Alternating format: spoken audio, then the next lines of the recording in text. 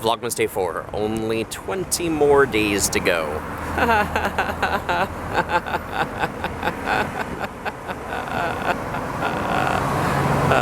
O Tannenbaum, gesungen vom Nebelquartett Edison Rekord.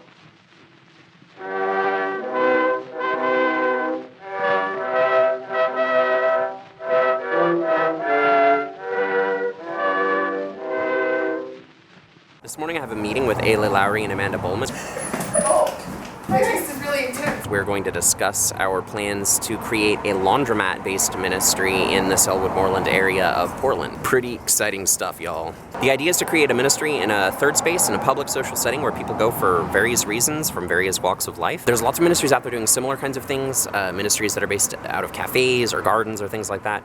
But by basing ours in a laundromat, what we're trying to do is to locate ourselves in a certain socioeconomic strata that is often, not the upwardly mobile middle classes that a lot of churches aim to be in fellowship and solidarity with. So I'm going to go to that meeting, we'll talk about the laundromat, and then later on we'll go down into Selwood and get some lunch. O Tannenbaum,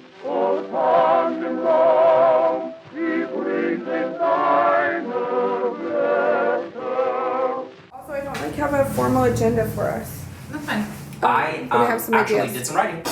Oh wait, Yay. good. I figured if either of you did your work, then we would talk about those. I did it last night at midnight. Fine. What was my work? Because I went on to look at the agenda. I felt like I had a lot to do, and then I looked at your minutes. I'm like, We were all supposed to invite someone to be on the board. Steve Lewis said no. And I don't know how to push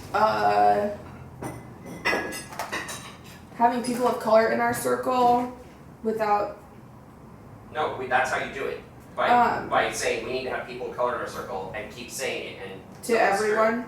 Okay, so what else was I supposed to do besides ask Steve Lewis? Because I felt like there was stuff I was supposed to do, but then Maybe I didn't document that well. I need to do some better minute taking since I apparently got elected as secretary. Yeah. Well, I'm happy to. So what I was thinking is because you're in charge, I would take the minutes this time. It's one of those. Oh, And because I was dissatisfied with your minute quality, I should take minutes. That's good, and then I'll learn so less of it. I started typing up, I was like, oh, this is our first official minutes. This needs to be it needs to have a header and a date. So, I don't know that that's a formal conversation, but just awareness of me. I think it's linked to our conversation about. I didn't bring my formal conversation cufflinks, so. Or do you want to share with us the value statement and the stuff you wrote? Yeah, okay. We strive to create a vital third space intended to serve as the hub for a community committed to economic, environmental justice, and peacemaking.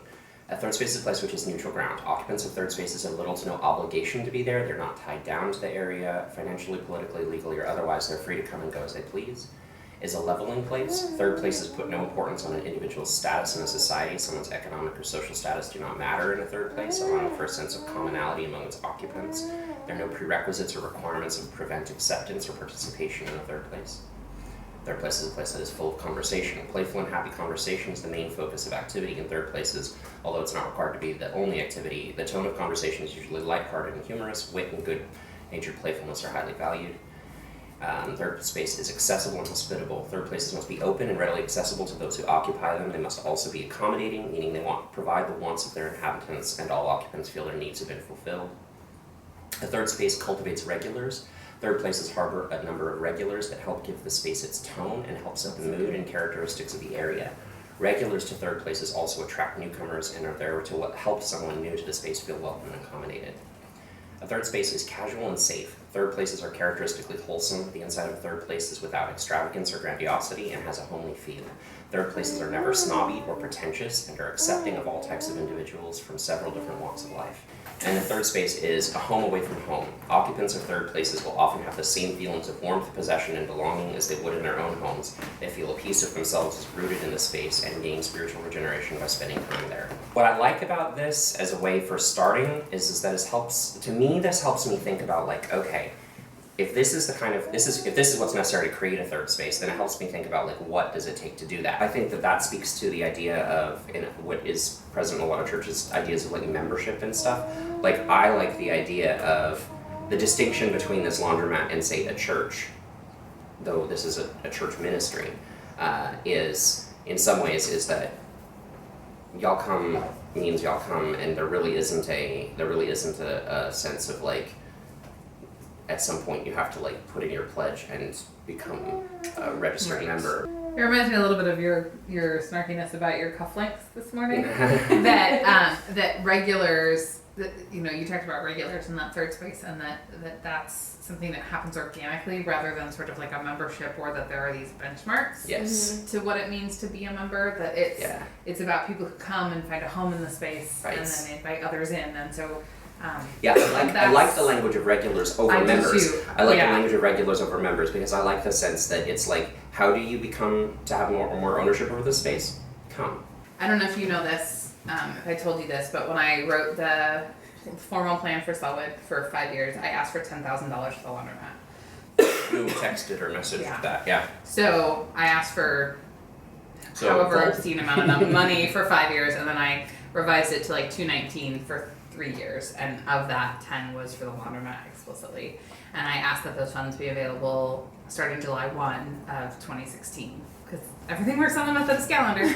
And then that we would have access to those to do things like pay the lawyer, pay for the contractor, you know, begin some of those relationships. So we would have a pool of money. And then I also thought it would help when we're approaching other granting agencies that we have $11,000 already from the Methodists. I thought that would be helpful That'd to be- say that'd we've be- got this much money so That far. would be a big deal to my presbytery when I go and go, haha, don't let them show you up. Methodists have already put in 11K. What are you going to do, Presbyterians? Behold the womb that stands beside, he flows so bright.